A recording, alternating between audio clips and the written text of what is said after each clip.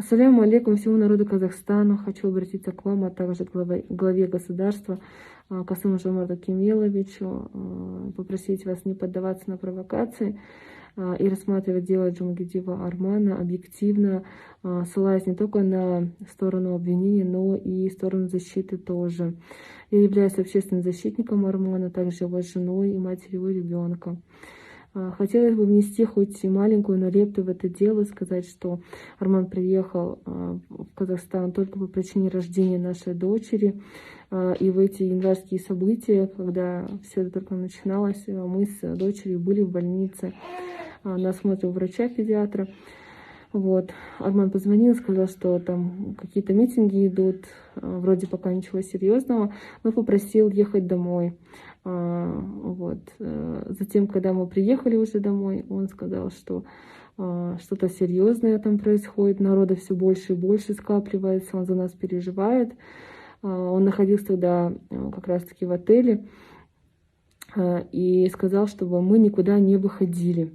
Какой же смысл человеку, если он был бы организатором всех этих беспорядков, да? Какой смысл ему это делать, если его жена и ребенок находятся в самой гуще событий, в самом центре, вот, и получается под удар в первую очередь попадали мы.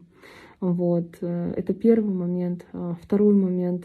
Арман в этой ситуации был лишь только третьей стороной, который пытался мирным образом урегулировать вопрос между народом и властью.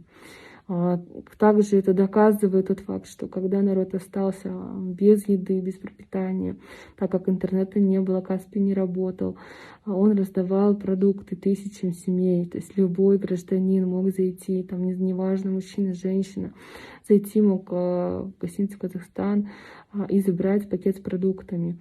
У любого преступления ведь должен быть мотив какой-то, правильно? Зачем моему мужу кормить людей, в то же время там, если верить обвинительной стороне, там вылавливать мирных жителей, там и что-то с ними делать, субханаллах. То есть абсолютно никакой логики в этом я не вижу, и надеюсь, вы тоже не увидите, потому что ролики, где он зовет людей в эту гостиницу, дабы забрать продукты, они есть в интернете, и там видно, что люди приходят, забирают прямо во время съемки. Вот.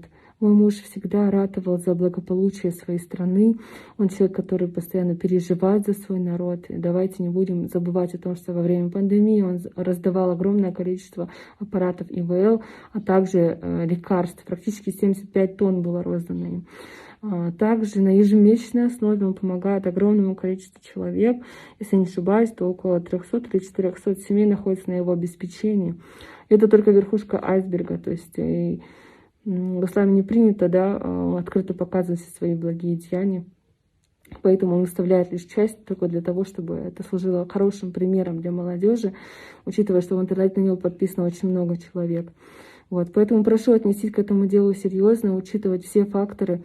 У ребят Армана были белые повязки на руках, они помогали людям. То есть даже если какие-то действия были предприняты ими, да, то я уверена, что они бы никогда не тронули мирных граждан. И если кого-то даже и поймали, то только преступников, которые там поджигали машины, там насиловали там людей, грабили что-то, да, то есть он же открыто заявлял о том, что в толпе были такие зачинщики, вот, и что люди были в состоянии там наркотических воздействий, в состоянии алкогольного опьянения, вот, поэтому учитывайте, прошу вас, все эти факторы, и дай Бог, надеюсь, мой муж в скором времени будет освобожден, с него снимут все эти абсолютно необъективные, некорректные обвинения, и он вернется к семье. Спасибо.